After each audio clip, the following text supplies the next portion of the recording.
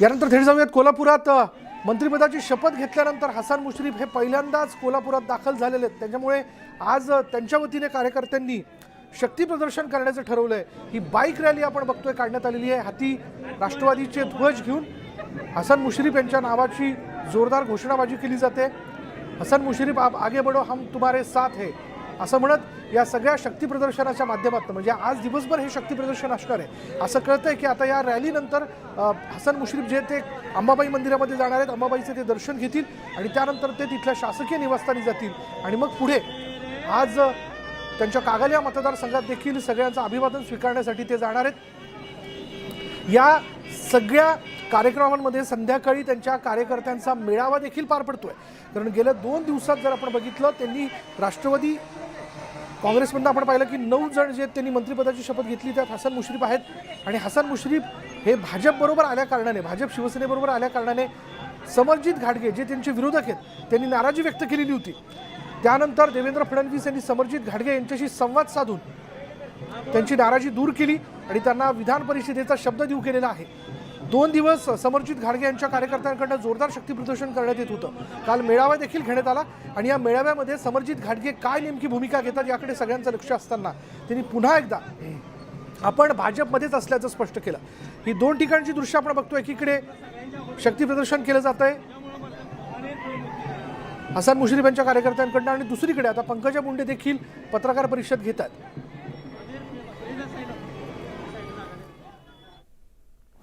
मला या पत्रकार परिषदेविषयी आज आपल्याशी बोलताना थोडीशी पार्श्वभूमी सांगावीशी वाटते। 2019 मध्ये मी भारतीय जनता पार्टीची उमेदवार होते आणि त्यावेळी निवडणुकीत माझा पराभव झाला। तो पराभव झाल्यानंतर अनेक अशा घटना घडल्या, अनेक निर्णय झाले, भारतीय जनता पार्टीतर्फे अनेक निर्णय झाले। त्या निर्णयामध्ये मी सामील नसले, मला तिकीट नाही मिळालं, मला उमेदवारी नाही मिळाली, अशा प्रकारच्या निर्णयानंतर मी नाराज असेन किंवा मी पक्षाच्या बाहेर जाणार अशा चर्चा गेले 4 वर्ष झाल्या। अनेक कार्यक्रमांमध्ये खास करून जिथे मी माझ्या समाजाला, माझ्या फॉलोअर्सला संबोधते त्या दसरा मेळावा, 3 जून आणि 12 डिसेंबर अशा अनेक कार्यक्रमांमध्ये मी अत्यंत स्पष्टपणे माझी भूमिका मांडलेली आहे। परत माझी भूमिका मांडणं म्हणजे माझ्या नैतिकतेवर कोणाचा अविश्वास सिद्ध करण्यासारखं आहे।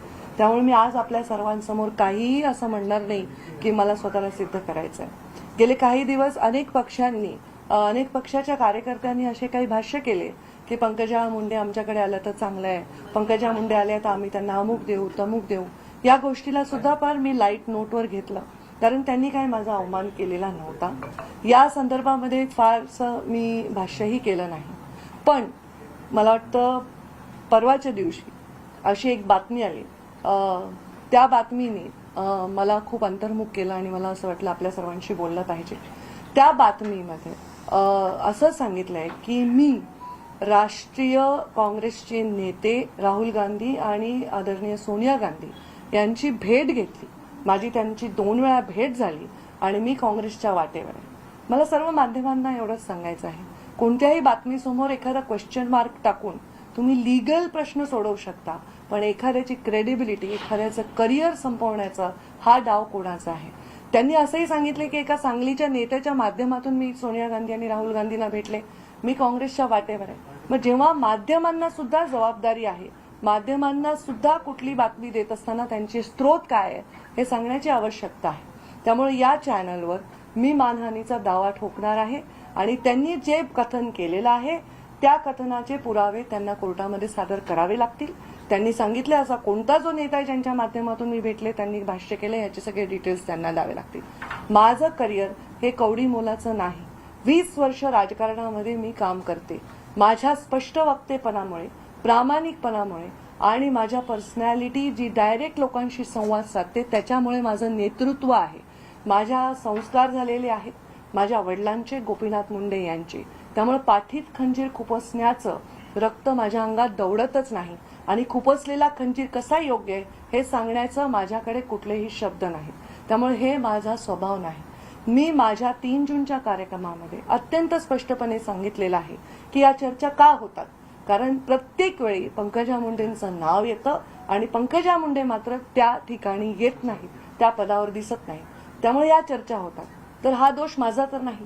ह्याच्यावर उत्तर द्यायला पाहिजे ते पक्षांनी द्यायला पाहिजे की पंकजा मुंडे आता पात्र असतील नसतील हे उत्तर मी किती वेळ देणार, मी हे देऊ शकत नाही. जेव्हा जेव्हा जसं भागवत कराडांना राज्यसभा मिळाली, रमेश अप्पा कराडांना विधान परिषद मिळाली, त्याच्याही नंतर अनेक विधान परिषद झाल्या. जेव्हा जेव्हा माझं नाव चाललं तेव्हा तेव्हा माझं नाव नाही आलं याबद्दल मी कुठेही टिप्पणी केली नाही, कुठलंही ट्विट केलं नाही, सार्वजनिकरित्या त्याच्याबद्दल कुठलीही नाराजी व्यक्त केली नाही. पण त्यानंतर किंवा त्याआधी होणाऱ्या माझ्या भाषणाचे तुकडे काढून त्याचे अर्थ लावले जातात आणि हे अर्थ समर्पकही बसतात काही ठिकाणी. याचं कारण आहे पंकजा मुंडे का नाही, आणि याचं उत्तर पंकजा मुंडेकडे असण्याचं कारण नाही. भागवत कराडांच्या यात्रेला मी भगवा झेंडा दाखवून त्यांची यात्रा सुरू करून दिली. माझ्या घरी त्यांचा सत्कार केला. काही तरुणांनी घोषणा दिल्या तर त्यांना हक्काने मी दोन चापटाही मारल्या. मी मला शेवटच्या ज्या विधान परिषदा झाल्या त्यामुळे दोन्ही वेळा मला फॉर्म भरून ठेवायला सांगितले. सकाळी 9 वाजता मला फॉर्म भरायला येण्याचंही सांगितलं गेलं पक्षाकडनं, आणि त्याच्या 10 मिनिटं आधी मला फोन येऊन सांगितलं की तुम्ही हे फॉर्म भरायचं नाही, जैसी आपकी आज्ञा असं समजून मी पक्षाचा प्रत्येक आदेश हा शिरसावंद मांडला. मग मी पक्षाच्या विरोधात काय केलंय म्हणून माझ्या नैतिकतेवर असा प्रश्न निर्माण केला.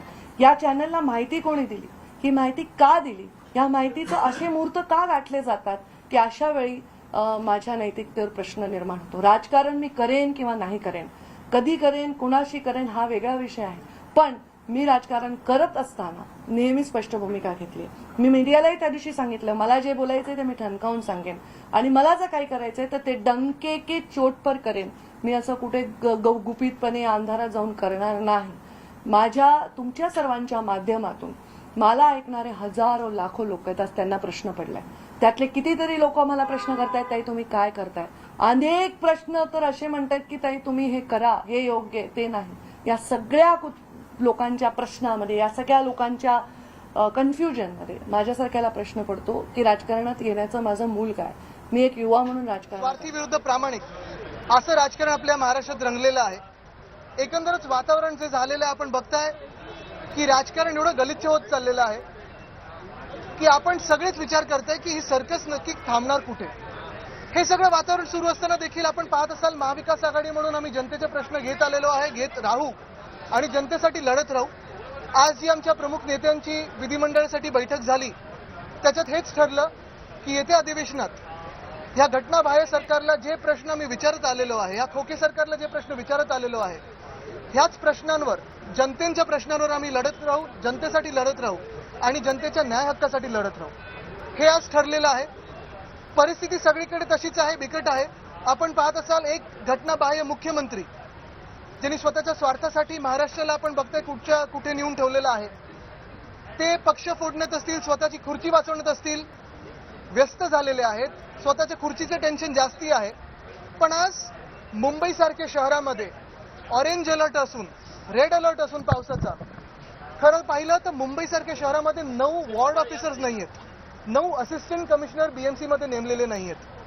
जे आपण पाहताय पायरीवर डोकं ठेवलं तेव्हा या देशाच्या नाही जगातल्या अनेक लोकांना हा विश्वास निर्माण झाला होता की एक सुंदर चारित्र्य संपन्न नेता या देशाला नव्हे जगाला लाभलेला आहे, आणि त्या नेत्यांनी तसेच नेते घडवावे, तशाच नेत्यांच्या पाठीशी उभं राहावं अशी अपेक्षा अनेक तरुणांच्या निर्माण झाली. अनेक लोक ब्युरोक्रेसी सोडून राजकारणात आले, अनेक लोक उद्योग जगतातले राजकारणात आले. राजकारणामध्ये भ्रष्टाचार मुक्त राजकारणाचा नारा प्रधानमंत्री नरेंद्र मोदींनी दिला. खातो नथी खावानो देतो नथी ह्या वाक्यांनी माझ्यासारखा तरुण प्रभावित झाला आणि त्याच्या जीवावर मी राजकारणात आले. माझ्यावरही आरोप झाले, पण माझ्यावरच्या प्रत्येक आरोपाचं उत्तरही तुम्हीच सर्वांनी दिलं. मलाही पराभव पत्करावा लागला, पण माझा पराभव हा लोकांच्या मनामध्ये काट्यासारखा रुजला आणि त्याची चर्चा सर्व माध्यमातून झाली. पण मी आतापर्यंत हे जाहीर मी आज कथन करते, ईश्वर साक्ष कथन करते, कारण ईश्वर साक्ष शपथ आणि जाहीर कथन अनेक लोक करत असतात, पण त्याच्यावर ते वागतात का नाही याची मला आज शाश्वती देता येणार नाही. मी सांगते, मी कोणत्याही पक्षाच्या कोणत्याही नेत्याशी माझ्या पक्षप्रवेशाच्या संदर्भात कधीही भेटलेली नाही. मी राहुल गांधींना आयुष्यात प्रत्यक्षात पाहिलेलं देखील नाही. सोनिया गांधींना मी पाहिलेलं नाही. असं जन्मात झालं नाही की ते एका शहरात आहे मी त्या शहरात आहे. ज्या दिवशी माझ्याविषयी ही बातमी येते त्या दिवशी मध्य प्रदेशच्या कार्यकर्त्यांवर त्या क्षणाला तुम्ही माझा सोशल मीडिया बघा. माझं कुठलंही गुपित आयुष्य नाही. माझं जे आहे ते माझ्या मीडियावर असतं, जे आहे ते सगळ्या जगासमोर असतं. माझ्या जीवनामध्ये पारदर्शकतेला, प्रामाणिकपणेला आणि स्पष्ट वक्त्यापणाला आणि न्यायप्रिय भूमिकेला फार महत्व आहे. या भूमिकांशी प्रतारणा होताना दिसताना मी खूप अस्वस्थ होते. नाराज नाही, पण मी नक्की दुःखी आहे. आणि म्हणून आपल्या सर्वांना सांगते की या दुःखाचं मला माहित नाही मूळ काय. आज सगळेच राजकारणामध्ये वेगवेगळे प्रयोग आपण बघतोय. कधीच नाही, जसं कोविड आपण कधीच पाहिला नव्हता तसंच हे प्रयोग आपण कधीच पाहिले नव्हते. बाळासाहेबांची शिवसेना आता राहिली नाही, शरद पवारांची राष्ट्रवादी आता राहिली नाही, असं बातम्यांमध्ये मी बघते. तसंच पंडित दीनदयाळ उपाध्याय आणि अटल बिहारी वाजपेयी यांची भाजपा सदैव राहावी यासाठी माझ्यासारखा छोटा छोटा कार्यकर्ता धडपडतोय. 30 दिवस मी नक्सलाइट एरियामध्ये मला काम दिलं होतं. मी तिथे जाऊन काम केलं. जेवायचा पत्ता नाही, खायचा पत्ता नाही, राहायचा पत्ता नाही, असं 20 वर्ष झाले मी काम करते आहे. आणि हे काम करत असताना माझ्या नैतिकतेवर आणि माझ्या इंटिग्रिटीवर प्रश्न निर्माण होत असेल तर हे माझ्यासाठी अत्यंत दुःखाचं आहे. या गोष्टीबद्दल मी प्रचंड तीव्र नापसंती आणि दुःख व्यक्त करते. न्यायालयातून मी ही लढाई लढणार आहे. माझ्यावर न्याय झालाय का अन्याय झालाय हे काळच ठरवेल. या परिस्थितीमध्ये भविष्यामध्ये मी काय करणार आहे, काय नाही करणार आहे हे सांगण्याएवढी भविष्य मला कळत नाही. पण एवढंच सांगते, माझी भूमिका नेहमी थेट आणि डायरेक्ट असणार आहे. आज मात्र या क्षणाला मी स्पष्टपणे सांगते, कोणत्याही पक्षातल्या कोणत्याही नेत्याशी माझा कुठलाही संवाद माझ्या पक्षप्रवेशाच्या संदर्भात नाही. हेही तेवढंच सांगते की अनेक पक्षांनी माझ्याशी सन्मानजनक स्टेटमेंट करून सांगितले की मी त्यांच्या पक्षात यावी. माझ्या पक्षाला माझा सन्मान वाटत असेल अशी माझी अपेक्षा आहे. ते त्याच्याबद्दल काय विचार करत असतील हे त्यांचा संपूर्णतः निर्णय आहे. पण माझा प्रवास हा आतापर्यंत पूर्णपणे स्पष्ट आणि पारदर्शक राहिलेला आहे. लपून छपून काम करणं हे माझं नाही. आणि आता या जगाला लपून छपून काम करणाऱ्याचा कंटाळा आलाय. सर्व गोष्टी, कोणाची सत्ता आहे, कोणाला कोणतं मंत्रीपद आहे, हे आम्हाला हवे, ते आम्हाला हवे, हे उलटून टाकलं, तो पक्ष संपला, हा पक्ष संपला, याच्यावर सीमित आहे. लोकांचं काय? असा उद्योग, असा तरुण आहे जो वकील आहे, जो डॉक्टर आहे, जो स्टार्टअप नवीन काढू इच्छितो, असा एक मुलगा आहे जो शिकू इच्छितो, यांचं काय? संस्थाचालकांविषयी कोण बोलणार आहे? या युवकांविषयी कोण बोलणार आहे? महिलांच्या अत्याचाराविषयी काय बोलणार आहे? आपल्या चर्चा चालल्या कुठे आहेत? एका मुलांनी ड्रग घेतलेला पकडला ह्याच्यावर चर्चा होते कारण तो एका मोठ्या सुपरस्टारचा मुलगा असतो. पण या देशामध्ये एवढा इझिली ड्रग मिळतं, हे फेल्युअर कोणाचं आहे? एखाद्या मुलीवर जेव्हा अत्याचार होतो, तिला कोणत्या जातीच्या माणसाने अत्याचार केला ह्याच्यावर चर्चा होते. पण त्या मुलीवर अत्याचार होतो हे फेल्युअर नाही का? एखादी माहिती एखाद्या घटनेविषयी एखाद्या समाजातल्या जबाबदार व्यक्तीकडे आहे आणि तो म्हणतो मी अजून देतो, थोड्या थोड्या टप्प्याने देतो, हा जनतेचा वरचा अधिकार भंग नाही का? एखाद्या पदावर विराजमान माणसाकडे जर एखादी माहिती असेल तर ती माहिती लपवून ठेवून त्याचा राजकीय उपयोग करण्यापेक्षा त्या माहितीचा न्यायाने उपयोग केला पाहिजे आणि शिक्षा दिली पाहिजे, अशी भूमिका माझी आहे. या सगळ्या भूमिकेला प्रतारणा करणाऱ्या भूमिका माझ्या आजूबाजूला असल्यामुळे मी प्रचंड कन्फ्यूज आहे. मी 20 वर्षामध्ये सुट्टी घेतलेली नाही. मला 1-2 महिन्याच्या सुट्टीची आवश्यकता आहे. मला अंतर्मुख होण्याची आवश्यकता आहे. मला विचार करण्याची आवश्यकता आहे. मी आमदार झाल्यावर माझा पहिला इंटरव्ह्यू सुधीर गाडगे यांनी घेतला होता. तेव्हा मी असं म्हणाले होते की राजकारणामध्ये ज्या आयडिओलॉजीजला समोर ठेवून मी राजकारणात आले, त्या आयडिओलॉजीजशी जेव्हा जेव्हा मला कुठेतरी प्रतारणा करावी लागेल आणि मला चुकीचे ऍडजस्टमेंट करावं लागतील, तेव्हा मी राजकारणातला एक्झिट घ्यायला सुद्धा मागे पुढे पाहणार नाही. आत्ताच्या परिस्थितीमध्ये मला एक ब्रेकची आवश्यकता आहे आणि तो ब्रेक मी घेणार आहे. एवढंच या निमित्ताने आपल्या सर्वांना सांगते. 1-2 महिने मी लिटरली सुट्टी घेणार आहे आणि मग मी अंतर्मुख होऊन विचार करणार आहे आणि त्या सगळ्या जीवनातल्या संस्कारांवर विचार करणार आहे आणि त्याच वाटेवर मी आहे का हे मला तपासून बघायची गरज आहे. धन्यवाद. तुम्ही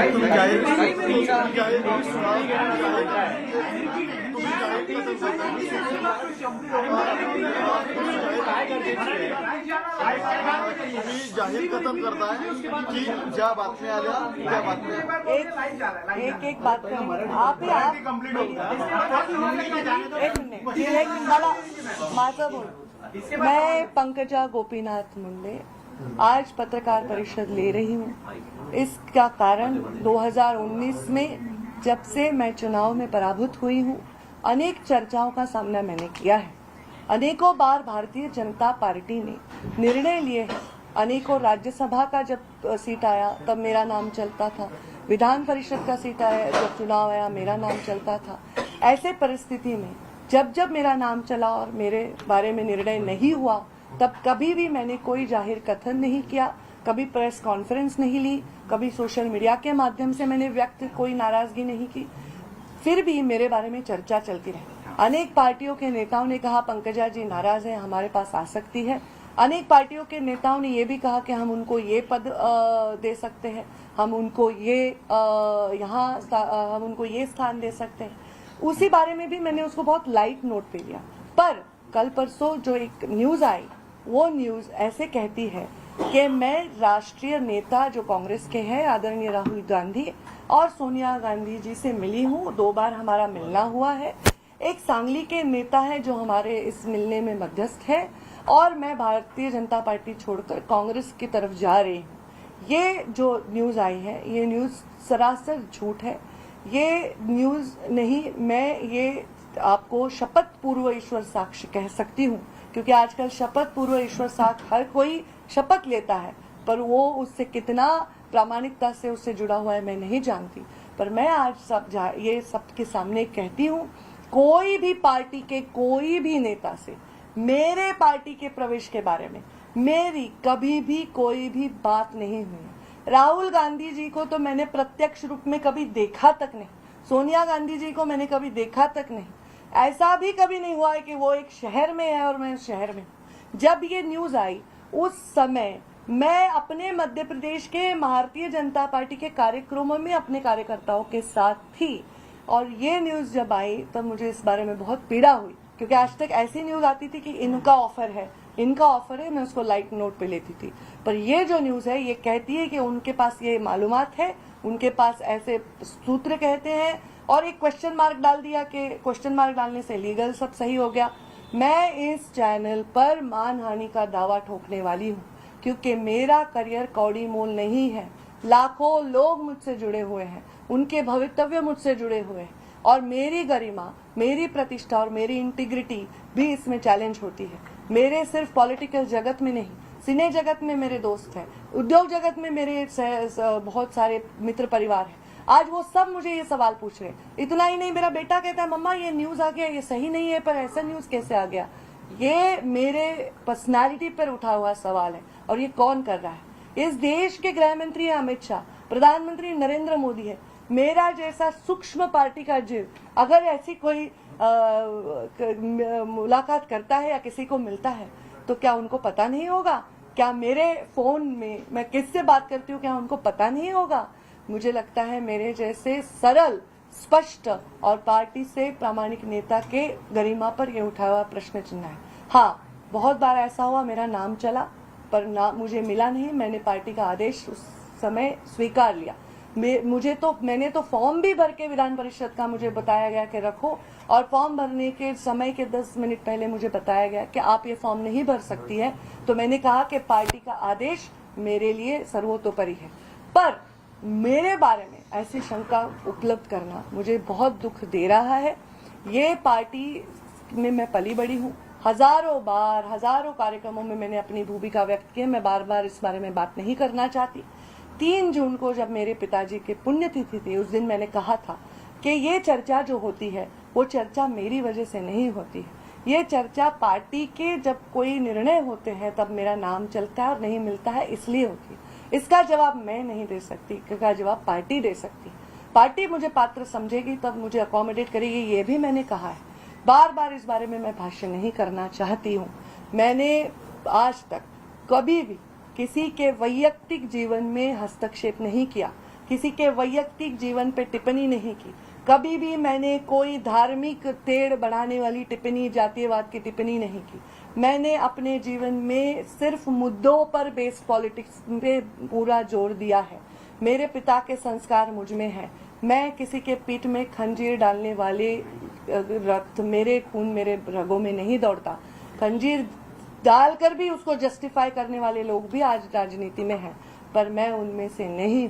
जब मोदी जी ने प्रधानमंत्री पद की शपथ ली थी और वो जब हमारे संसद में उस सीढ़ी पर नतमस्तक हुए थे, तब हजारों लाखों युवक सिर्फ इस देश के नहीं दुनिया के ये सोच रहे थे कि एक अलग सरकार, एक अलग राजा, अलग प्रधानमंत्री हमें मिला है, एक ग्लोबल लीडर मिला है। आज भी यही सोच रहे होंगे। हमारी आइडियोलॉजीज को मैं सबसे ज्यादा प्यार करती हूँ क्योंकि यही भारतीय जनता पार्टी के संस्कार है। मोदी जी का ये वाक्य, मैं खातो नहीं खावानु देतो नहीं, ये बहुत ही इम्पोर्टेंट वाक्य है। भ्रष्टाचार से राजनीति को मुक्त करने के लिए मोदी जी के कदमों को बहुत गौर से दुनिया देखती है और ये सबसे बड़ा मुद्दा है। हम राजनीति में और हमारे माध्यमों के इतने कंपटीशन में मुख्य मुद्दों से हमेशा परे चले जाते हैं। कोई एक व्यक्ति बहुत बड़ा स्टार, उसका बच्चा पकड़ा जाता है तो हम कहते हैं उसके पास ड्रग मिला। अरे पर ड्रग मिला ये फेलियर सिस्टम का है। आज हमारे बच्चे ड्रग एडिक्ट हो रहे हैं, ये फेलियर सिस्टम का है। कभी कोई अत्याचार महिला पे होता है तो उस महिला की जाति, अत्याचार करने वाले की जाति पर चर्चा होती है, पर अत्याचार होना ये फेलियर भी सिस्टम का है। कोई इन्फॉर्मेशन कोई बड़ा व्यक्ति अपने पास रखता है और बोलता है मैं किश्तों में दूंगा, तो ये भी जनता के अधिकारों के ऊपर एक उसका खंडन करने जैसी बात हुई है। अगर कोई व्यक्ति एक जिम्मेदार पद पर है, विराजमान है, तो उसके पास अगर कोई ऐसी इन्फॉर्मेशन है जो समाज के प्रति बहुत आवश्यक है तो उस पर उसको एक्शन लेना चाहिए, ना कि उसको किश्तों में मीडिया को बताना चाहिए। ये सब चीजें देखकर मैं दुखी हो गई।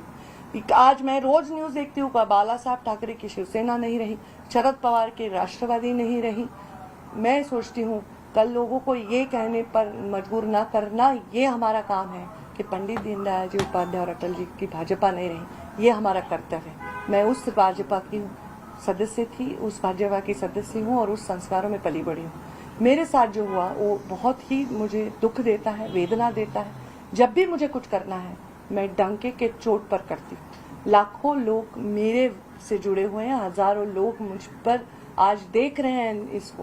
मैं सबसे यही कहूंगी कि मेरे प्रवास में आपने मुझे साथ दिया, उसके लिए आभार। और आप हमेशा मुझे साथ तभी दे जब मैं सच्चाई और मैं गरिमा के साथ काम करूं। जब मैंने पहला इंटरव्यू विधायक के तौर पर दिया था तब मैंने ये कहा था कि जब मुझे अपने आइडियोलॉजी से और मेरे खुद के संस्कारों से प्रताड़ना करनी पड़े तो राजनीति से भी एग्जिट लेने से मैं नहीं चूकूंगी। मैं बहुत थक गई हूँ 2019 से लेकर आज तक के चर्चाओं से।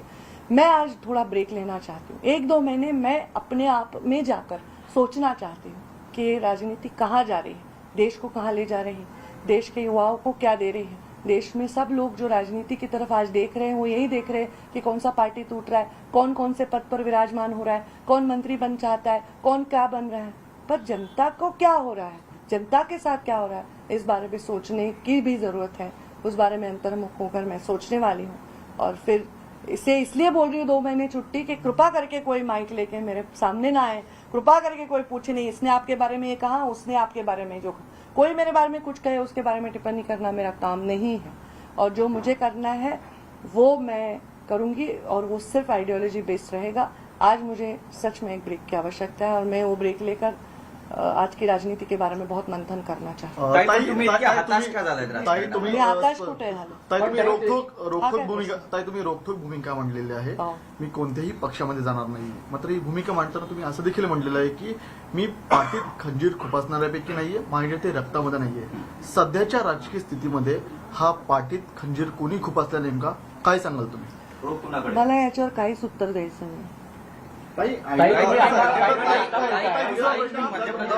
कारण माझ्या पत्रकार परिषदेमध्ये मी त्या चॅनलवर मानहानीचा दावा करणार आहे, हे महत्वाचा मुद्दा आहे. मी कोणत्याही पक्षाच्या कोणत्याही नेत्याशी माझ्या प्रवेशाबद्दल कधी चर्चा केली नाही, हे महत्वाचा मुद्दा आहे. त्यामुळे उगीच काहीतरी प्रश्न विचारून तुम्ही पण लेवल धनंजय मुंडेंची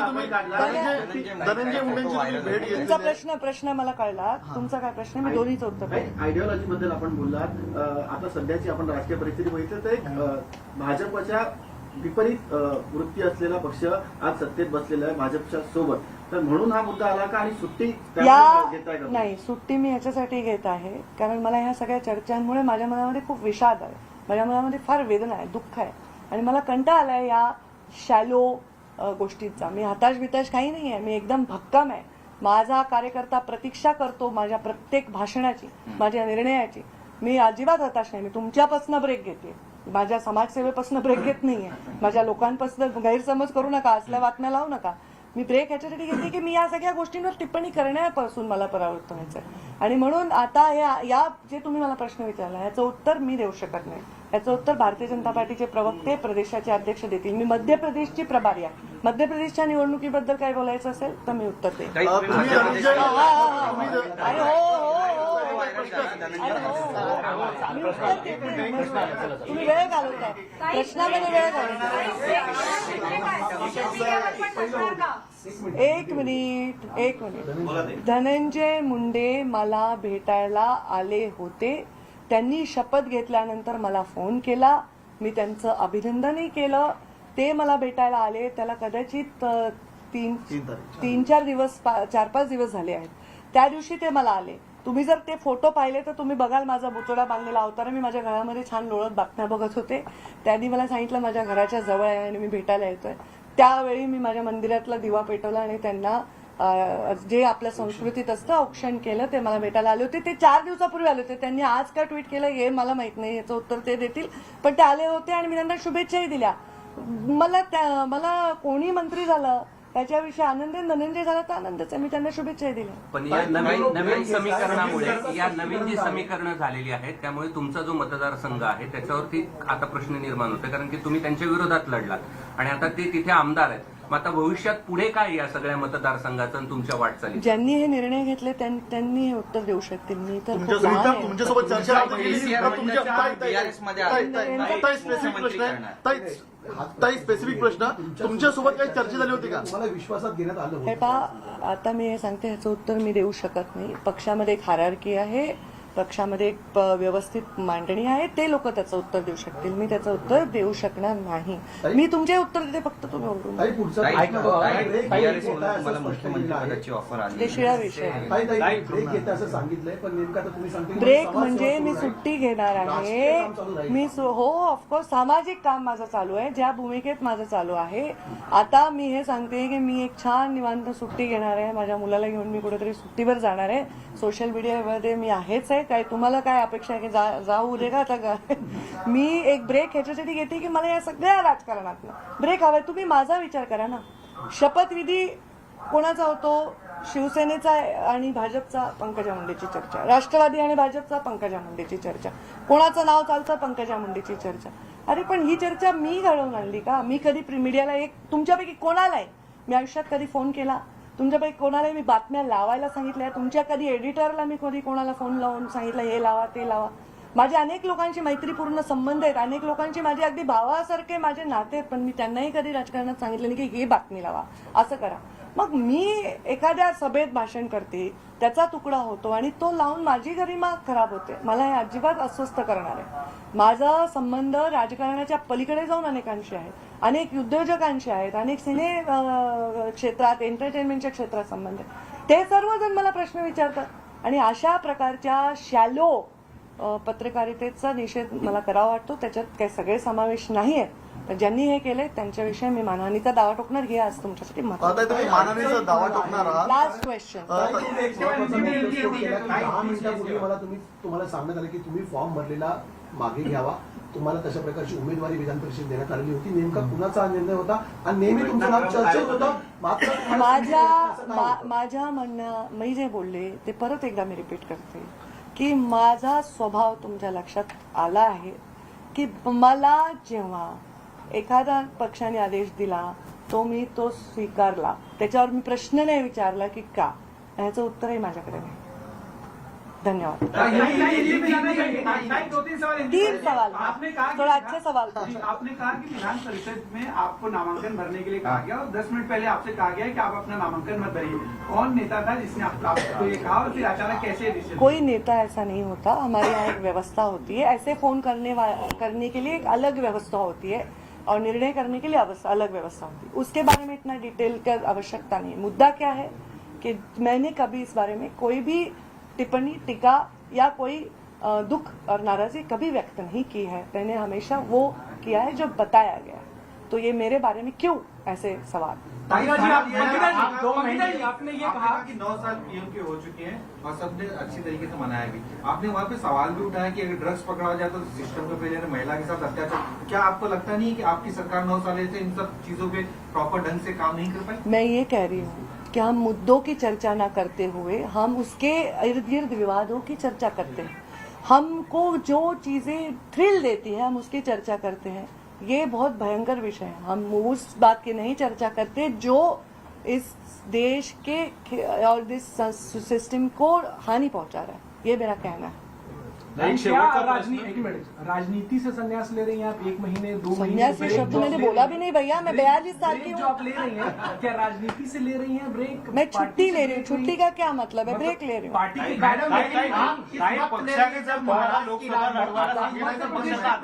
चुनाव आने वाले हैं वहाँ पे। महाराष्ट्र की राजनीति एकदम गरमाई हुई, आप ऐसे में ले रही बीड हैं? लोकसभेसाठी मैं पंकजा मध्य मुंडे प्रदेश की सह प्रभारी हूँ और मैं मध्य प्रदेश में हमारे शिवराज जी इतना अच्छा काम कर रहे, इतने लोकप्रिय, इतना सरल नेता है, तो वो इतने बड़े मेरा योगदान जो है मैंने अभी तक किया है, जिंदगी में करती रहूंगी। मैं बोल रही हूँ, मैं अभी ऐसे भी अभी बारिश का सीजन है, कुछ नहीं काम चल रहा है, मैं छुट्टी लेना चाहती हूँ। जर पक्षाने जबाबदारी दिली आणि तुम्हाला सांगितलं की आता तुम्ही 2 महिन्याचा ब्रेक घेऊ नका, तुम्ही घेणार नाही का?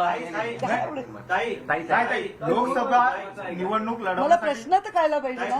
जर तुमच्या पक्षाने तुम्हाला लोकसभा निवडणूक लढवण्यासाठी सांगितले, पक्षाने जिम्मेदारी दिली लोकसभा निवडणूक लढवण्याची, तर तुम्ही लढवणार का? आणि तेव्हा ब्रेक संपेल का?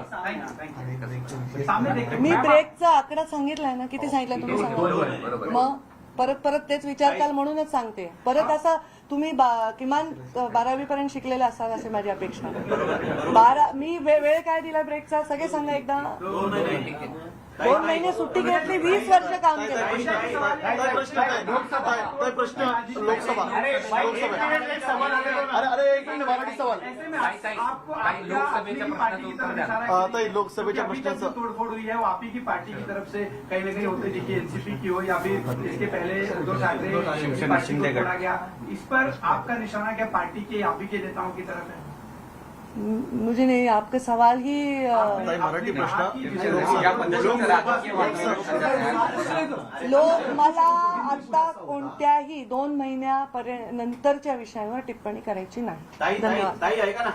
2 महिन्यानंतरच्या निर्णयावर 2 मी टिप्पणी दादानी उपमुख्यमंत्री पदाची शपथ घेतली, तुम्ही म्हणताय मी अजित पवारांचं अभिनंदन करते। उपमुख्यमंत्री पदाची परत त्यांनी शपथ घेतल्यावर त्यांना भेटायला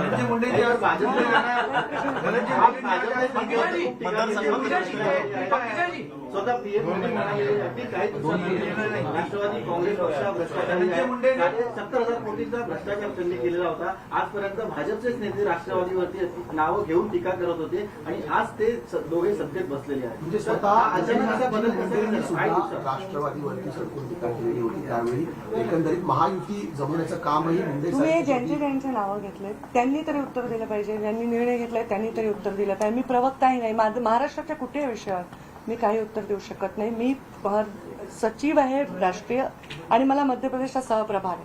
महाराष्ट्राचे सगळे नेते जेव्हा तुम्ही प्रश्न विचारता हे सांगतात ताई आमच्या राष्ट्रीय नेते आहेत, त्या मध्य प्रदेशच्या सहप्रभारी आहेत, तर मध्य प्रदेशची सहप्रभारी म्हणून काही प्रश्नाचे उत्तर मी देऊ शकेन। महाराष्ट्राच्या कुठल्याही विषयावर मी काही उत्तर देऊ शकणार नाही।